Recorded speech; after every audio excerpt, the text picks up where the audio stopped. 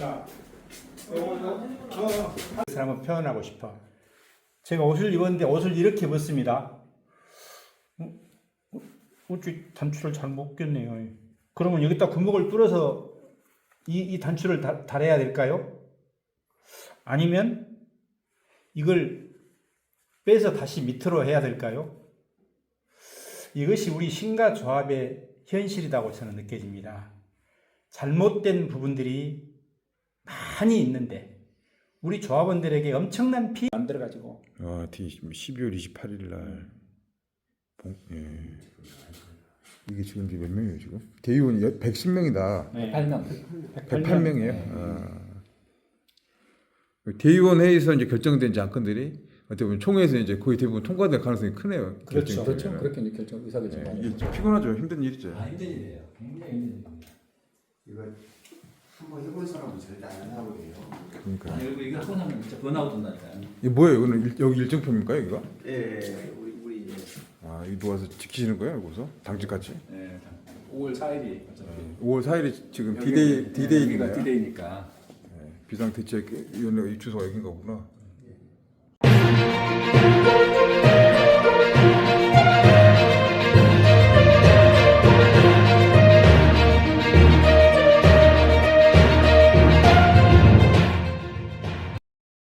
자, 여러분 안녕하세요. 반갑습니다. 서인주 기자입니다. 이 분양가 2,450만 원, 이 광주 이 재개발 지역의 프로젝트 중에서 가장 주목받고 있는 신가 재개발. 여기 4,700세대가 넘는 대규모 단지가 공급되고 있는 곳입니다. 입지라든가 환경 여러 가지 면에서 관심 갖고 있고 이 하이엔드 브랜드인 아크로 이것 때문에 정말 주목받는 그런 아파트 단지인데 여기 지금 논란들이 굉장히 많이 나타나고 있습니다. 지금 현재 이 조합원 총회를 앞두고 있는 가운데 이 폭풍 전야의 이 상황들이 펼쳐지고 있다고 하는데요. 제가 직접 현장 취재를 다녀온 이야기들을 함께 나눠볼까 합니다. 자, 지금부터 조합원이 굉장히 많습니다. 이 전체 그 분양 수가 4,732세대, 임대 아파트가 조금 있고 이 3개 블록으로 나눠서 진행되고 있습니다. 조합원 수가 한 1,800여 명 정도 되는 걸로 알려져 있는데 지금 광주 분위기를 보면 이 미분양, 공급 과잉 이런 것들 때문에 지금 좀 추가 분담금에 대한 우려, 또 공사비 급증되고 있어요. 이 때문에 수가 많다 보니까 이 조합원 간의 갈등들은 계속 커가고 있습니다. 이 와중에 5월 4일이죠. 이제 뭐 얼마 안 남았죠. 이 본향교회에서 이 관리처분 그리고 이 도급계약, 이 변경 총회를 개최하는데 비대위가 구성됐어요. 비대위가 구성되면서 이 첨예한 대립각, 이 갈등, 또 조합장 해임에 대한 그런 목소리들도 나오고 있는데요. 이 비대위를 구성한 분들의 좀 이야기를 들어보면 이 공사 도급계약이죠. 이게 뭐 DL 그리고 5개의 이 건설사 시공사들하고 했었던 이 도급 계약이 독소 조항들이 가득하다. 뭐 미분양 해결 방안 등 뭐 여러 가지 요인들이 있는데 결국 이것들이 이제 서민들의 등급을 뽑아먹는다, 빼먹는다. 이래서 안 된다. 너무 급하게 하다가 큰일 난다. 단추로 비유를 하시더라고요. 옷 단추를 잘못 껴서 입게 되면 결국 어떻게 되겠느냐. 자, 그런 이야기 속인데 이제 조합은 또 입장이 또 있겠죠. 이 조합자가 어떻게 생각하느냐. 지난 1년 동안 시공사 뭐 계속 협상을 해왔었다. 그렇지만 결과는 똑같은 결과가 나왔는데 비대위가 만들어서 뭐 계약 같은 게 안 되고 결국은 시간이 딜레이 되면 결국 조합의 손해이다라고 해서 시간 낭비라는 입장으로 팽팽하게 맞서고 있습니다. 이게 이제 사업 부지가 굉장히 넓고 세대 수가 많다 보니까 이 공사비만 1조 8천억 굉장히 큰 이 사업 단지입니다. 신가 이 재개발 사업 아크로 트라몬트라는 이름으로 진행되고 있습니다. 5월 4일 그러니까 이제 관리 처분 계획 그리고 공사 도급 계약 굉장히 중요한 2개의 안건을 진행하고 있는데 이제 비대위가 구성됐다는 것은 이제 사업이 자칫 진짜 안개 속을 헤매고 있는 그런 상황이 되고 있습니다. 이 조합원들이 워낙 많다 보니까 입장들이 굉장히 첨예하게 좀 나눠지고 있는데 이제 조합원들 일부는 지금 조합에 좀 힘을 실어줘야 된다. 일명 조합 지지파가 있고요. 또 다른 또 일부 조합원들은 이 추가 분담금 내관이 될 이 도급 계약서, 이 독소 조항 개정을 요구하면서 이 신중파 이게 명확하게 문제점을 해소하고 가자라는 입장으로 크게 날린 상황입니다. 비대위 측은 이 관리처분 계획이 반영된 2,450만 원, 2,450만 원, 이 중앙공원, 광주 중앙공원 롯데 캐슬 시그니처하고 비슷한 가격인데 5월 11일 그 정도 되면 이 청약률 대비해서 계약률이 나옵니다. 여기 이제 미분양이 얼마나 나게 될지가 이제 관건이 될 것 같은데 여기 이제 미분양이 많아지면 현재 맞췄던 비례율 지금 이 방식대로 계약을 하게 되면 비례율이 120% 정도 되고 있는데 여기 미분양이라든가 이제 추가 비용들 들어가게 되면 비례율 자체는 이제 뚝뚝 떨어지게 되는 그런 상황입니다. 그렇기 때문에 결국 장기적으로 봤을 때 지금 이렇게 도장을 찍어버리면 이거 어떻게 이제 그 감당이 될 수 있겠느냐, 큰 난리가 날 것이다. 진짜 이게 큰 위험이다라고 해서 이제 비대위는 강경한 입장을 제가 이제 비대위 분들 만났습니다. 한 6분 정도 만나서 이제 취재하고 좀 이야기를 들어봤는데 이제 그분들이 이제 주장하는 것들 말대로 아침에 설명해드린 것처럼 이대로는 안 된다. 이대로 하다가 정말 큰일 난다. 그래서 첫 단추를 잘 껴야 되는데 이대로 가다가는 진짜 뭐라고 해야 될까요? 저 복병, 이 부메랑 좀 덫에 빠질 수 있다라는 이제 좀 두려운 섞인 좀 목소리를 좀 해주었습니다. 일단 통상 재개발 같은 경우는 이제 정비구역 지정, 이 건축 허가, 사업 계획인가, 발주 계약, 뭐 착공 단계, 뭐 이런 과정들이 쭉쭉쭉 진행되고 있는데요. 아무래도 시공사는 이 대기업 시공사에서 이런 경험들이 좀 많이 있잖아요.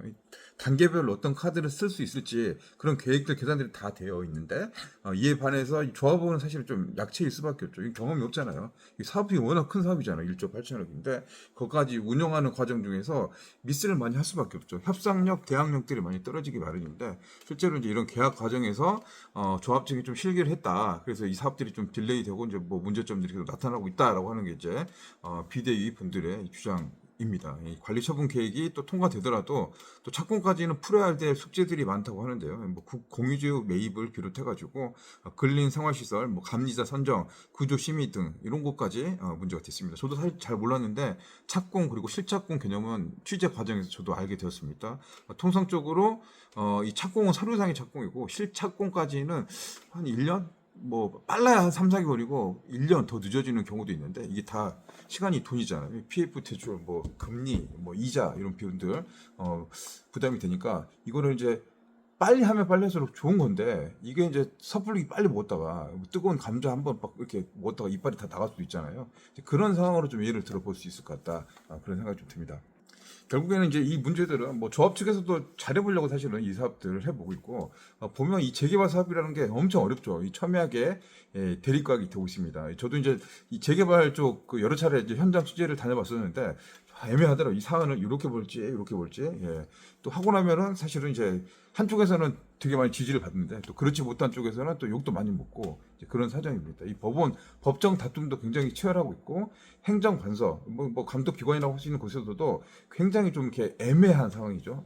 그래서 좀 시간이 좀 지루하게 걸리는데 신가 재개발 사건 이제 이 상황을 보게 되면 시간이 많이 길어졌죠. 또 지금 이제 뭐 공사비 증액이 되고 있고 이 건설사의 시공사들이죠. 이제 시공사 조합 간의 이제 각과 의뢰 좀 관계들도 지금 이 부동산 경기 상황에서는 많이 바뀐 것 같다라는 생각이 듭니다. 아무튼 뭐 잘 해결되고 이 풀어 나가야 될 해법이 좀 중요해 보이는데 어떤 해법으로 어떤 방법이 될지 이제 5월 달에 치러질 이제 총회 결과도 굉장히 좀 주목됩니다. 저도 이제 현장 가서 조합 상황이라든가 좀 분위기를 한번 봐보려고 하는데 아무튼 5월 4일 이 본양교회 오후 2시에 있다고 하는데요.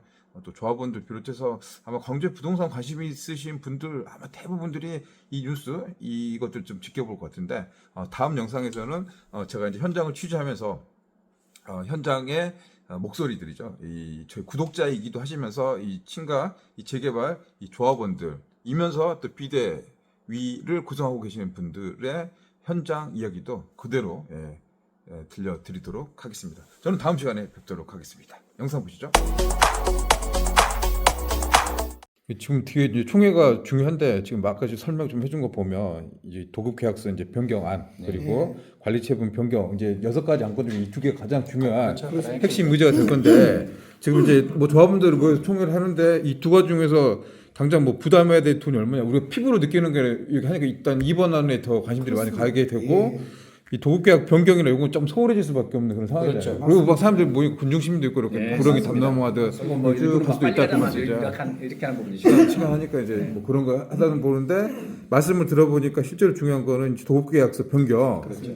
이제 여러분들이 이제 비상대책위원들이 보시기에는 이 부분들이 독소 조항들. 예컨대 이제 이 사업이 이대로 진행되면 법적 구속력이 있기 때문에 함부로 고치거나 바꿀 수가 없고 그렇죠. 시공사가 이렇게 한다고 해도 어떻게 할 수 있는 게 아닌데 이게 공사비가 뭐 증명된 그대로 또 이게 받아줘서 또 뭐 분담금을 내야 되거나 그렇죠. 여기도 미분양에 대한 뭐 이런 부분들도 여기 그런 부분도 있습니다. 와 그러면 이제 그거를 몇 가지만 찍어서 하는 것이 뭐냐면 네. 그 직발주가 있어요. 네. 조합 직발주. 네. 그러니까 조합의 직발주를 하게 되면 그 시공사에서 그 공사에 대해서 공사비가 일단 빠져버립니다. 공사비가 빠져버리고 그래요. 그런 부분들의 어떤 그 직발주 문제, 그 다음에 자재 납품도 또 이 조합에서 할 수 있게 돼 있고. 그렇죠. 그러니까 그런 부분들이 결국은 핵심이 뭡니까? 이 말씀하셨던 게 자, 직발주를 하게 되면은 네. 저는 대리 마크로 하이엔드를 짓기 위해서는 대리점에서 모든 자재를 구입을 하고 또 자기들이 원하는 공사를 해야 되고 그러는데 일부 자재를 우리가 납품을 하고 또 일부 공사를 우리가 한다. 그렇죠. 조합에서 한다. 그러다 보니까 대리점에서는 얼마가 될 것이냐. 이제 미분양 났던 시점부터 네, 계속 한도가 1.9%. 네. 그럼 뭐 예를 들어서 뭐 신용 힐스테이트 같은 경우도 지금 뭐 15% 할인 분양법 이야기 나오고 있는데 그렇죠.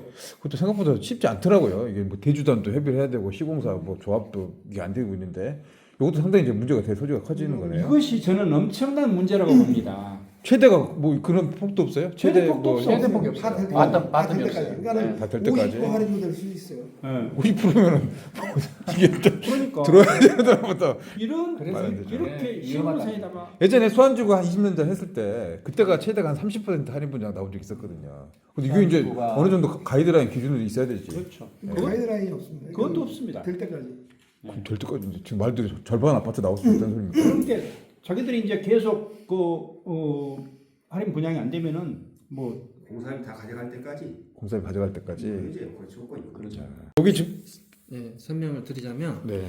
신가 앙크로는 이제 도시철도 2호선이 두 개 여기 통과가 돼요. 어디로 하는 거예요? 이쪽이 남쪽 방향인가요? 네, 지금 현재 이제 기존에 이렇게 운남동 광주은행 맞은편 쪽으로 하나 도시철도가 서고요. 이제 수안지구 쪽에 보시면 그 여기가 수완주고 예, 농산물 유통센터 앞쪽으로 하나 잠깐. 자, 이거 이제 이렇게 이제 지어진다는 소리 아니에요? 네, 그렇죠. 총 세대수가 이게 어떻게 됐죠? 세대수 4,718세대. 4,700 진짜 대규모 단지네요. 네. 근데 여기가 지금 배우 도시로 했을 때는 이제 수완지구 예, 수완지구가 20년 정도 됐으니까 거의 20년 됐죠. 예. 수완지구 이쪽 있고 네. 지하철은 지하철은 운남 그 역이라 그래가지고요. 네, 운남역. 네. 광주은행 운남동에 광주은행 맞은편 하나 네. 그리고 농산물 수안지구 농산물 유통센터 앞쪽으로 하나. 네. 그래서 이제 두 개의 노선이 통과되는 이제 교통의 이제 요지죠. 교통이 그리고 다 이제 순환도로가 여기서는 굉장히 진입이 가깝고. 그렇죠. 순환도로. 네. 그리고 이제 학군도 이 그 택지지구 안에 여기 학교가 초등학교하고 여기 같은데요? 중학교가 다 들어옵니다. 아 이쪽에 예, 초등학교, 중학교. 이쪽 초등학교 중학교 들어간 자리 있고 그리고 인근의 고등학교도 몇 개가 다 현재 있는 상태고 그리고 이제 뭐 수안지구에 이제 지금 기존에 이루어진 인프라가 너무 좋은데 그걸 다 그대로 누릴 수 있어요. 연결돼 네, 있으니까. 뭐 롯데마트, 롯데 아울렛, 롯데 시네마까지. 그래서 학원가도 수안지구에 너무 많아요. 그래서 이제 학생들 뭐 이렇게 키우는 부모들 입장에서는 이 신가동 택지지구가 너무나 좋은 자리예요. 예. 그리고 이제 광주 전남에서 최초로 아크로가 생기기 때문에 아쿠로가 저기 저는 이제 광주에서는 본 적이 없는데 이게 뭐 대전 이남에서는 처음이라고. 최초 브랜드는 좋은 거고 말대로 하이엔드니까 이제 좋은 입주에 뭐 여러 가지 지금 말씀 들어보면 좋은 이제 입주고 광주 사람들도 여기 신가 관심 가신 분이 되게 많으시잖아요. 네, 그렇죠. 근데 이제 지금 이 상황에서 이제 제대로 짓고 이렇게 줘야지 이게 훨씬 더 뭐 일반 문제는 성공할 수 있다 이제 그런 이제 의견들이시는 거네요. 네. 아, 전 몰랐던 사실인데 뭐 관리처분인가 나서 일반 대부분 사람 저도 마찬가지였는데 뭐 구청이 광산구청이 있네요 여기는. 여기서 이제 딱 그 나오면은 착공인데 실제로 이건 서류뿐이고 실제로 이제 공사 들어가서 작업이 진도 막 나가가지고 막 이렇게 하는 게 그게 실착. 실착공이에요. 예, 그러면서 이제 공사 기간이 말씀하셨던 뭐 30 몇 개월 정도 들어가는 네, 거고 39개월. 그때부터 39개. 실착공일로부터 39개월. 그럼 이제 그 과정에서 공백기라든가 우리 몰랐던 그게 많이 있으니까 이것도 명확하게 좀 이렇게 분석이 돼야 된다. 그리고 그 기간까지는 아까 말씀드린 그 물가 상승률 있지 않습니까? 물가 상승률. 공사비 지수로 되어 있는 인상 요인이 인상 요인이 계속해서 저희 그 뭐랄까 계약 공사 계약금 지금 현재 바뀐 대로 하면 1조 8천억이에요. 1조 8천억에 대해서 지금 기산점 여기로 되어 있냐면은 23년 5월로 되어 있습니다. 지금 현재 24년 5월이잖아요. 24년 5월이잖아. 1년 지났어요. 그러면은 우리가 얼마를 지금 현재 기점에 바로 시착공을 한다 그래도 얼마를 물어줘야 되냐면은 지금 그 공사비 지수가 연간 4.6% 정도 늘었거든요. 그러면은 이 계약금 800원을 더 물어줘요. 예, 4.6% 1조 8천억에 대한 약 800억 원의 돈을 우리가 더 태워줘야 돼요.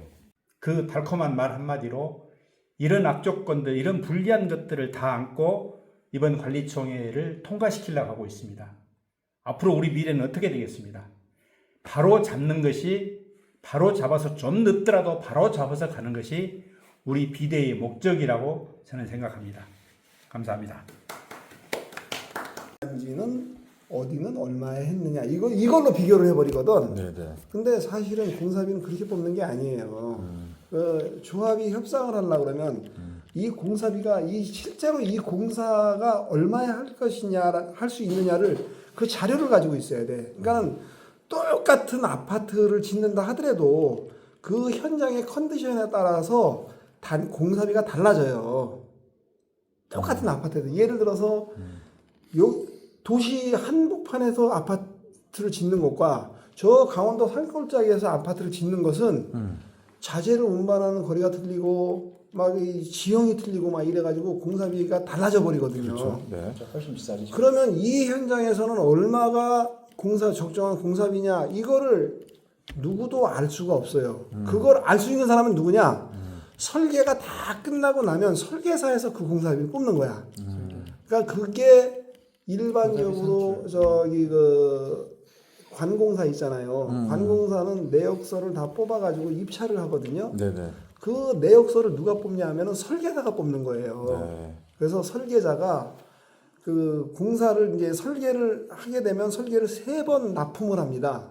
그래서 개념 설계 도면 납품하고 중간 설계 도면 납품하고 실시 설계 도면 납품하고 이 3번 납품을 하는데 중간 설계 도면을 가지고 우리가 건축허가를 받고 사업시행 인가를 받아요. 중간 설계 도면. 그 얘기는 이게 완전히 끝난 설계가 아닌 거야. 그 끝난 설계 아닌 걸로 건축허가를 받으면 이걸 가지고서 시공사에서는 계약합시다 하고 나오는 거거든요. 그러면 나중에 그걸 가지고 계약을 하고 나면 실시 설계가 나오잖아요. 그러면 거기에 마감전이 디테일한 게 다 남겨버린다고요. 그러면 이 설계하고 저 설계하고 도면이 틀리는데요? 하고서 이제 누락된 거 달라고 하면서 공사비가 늘어나기 시작하는 거예요. 근데 내역서는 그 실시 설계가 다 끝나고 나면 그때부터 내역서를 작성을 한다고. 그러면 설계자가 이 공사를 이 현장에서 하려면은 요 정도 공사비가 들어갑니다 하고서 공사비를 뽑아줘요. 그게 설계 예산서야. 그러니까 설계 공사비. 그 설계 공사비를 받잖아요. 그러면 이게 설계자가 이 정도 공사비를 들어간다고 알려줬지 않습니까? 네네. 그럼 조합은 그걸 가지고서 이제 시공사하고 이제 협상을 하는 거예요. 야, 니네 공사비 얼마야? 706만 원? 아니, 우리 설계자가 뽑았을 때는 640만 원밖에 안 나오는데 이게 뭔 소리니? 이게 되는 거야. 근데 협상 카드 딱 갖고 있네. 그렇죠. 가지고 있어야지. 근데 지금은 그게 없어요. 없는데 협상이 끝났어요. 706만 원 하니까 비싼데? 안 비싸요. 기준점이라든가 근거 그런 게 없네요. 그런 게 없는 거예요. 네, 그렇게 이제 없으니까.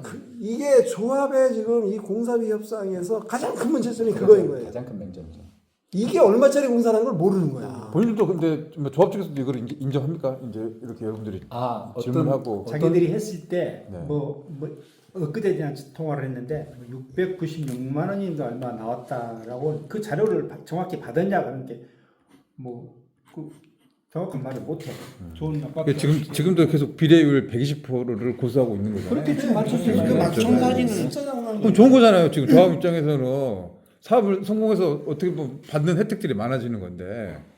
근데 이게 숫자 노름이라는 거거든요. 숫자 숫자로야 노름? 얼마든지 할 수 있죠. 그래서 우리가 왜 2,450에 비례를 높이려면 3천만 원 판매한다고 그랬거나 비례를 한 250% 만들어주지. 우리가 그러고 있는 거예요. 근데 실제적으로 며칠 전에도 밝혀진 게 있지만 여기에 지금 그 기반시설 공사비 230억이라는 설계 변경이 지금 접수돼 있거든요. 네네. 그거는 여기 포함도 안 돼 있어. 그거 딱 들어가면은 비례율 8%가 빡빡 깎여버리는 거예요. 아, 8%가 네, 그러니까 그런 것들이 여기 비례율 뭐 20%라는 게 있잖아요. 근데 미분양이 많이 나오고 이렇게 장기간 지속되면은 이 비례율 자체가 의미가 없어지는 거 아니에요? 의미가 없죠. 이게 추가 분담금이 해서 다 빠져버리면 말대로 여기가 뭐 진짜 심각한 경우는 뭐 50% 추가 분담금은 추가 분담금. 나중에 부족할 때 나오는 거고요. 그러니까 비례율에 대해서 뭐 20% 30%다 이러면 굉장히 큰 것 같죠. 근데 이걸 돈으로 계산해 보면은 이게 진짜 이 껌값이에요. 지금 여기 조합원들의 그 전체 그 자산이 2,770억인데 그거에 10%면 270억이니까 그러니까 280억이 10%야. 그렇지. 그러면은 560억이면 20%예요.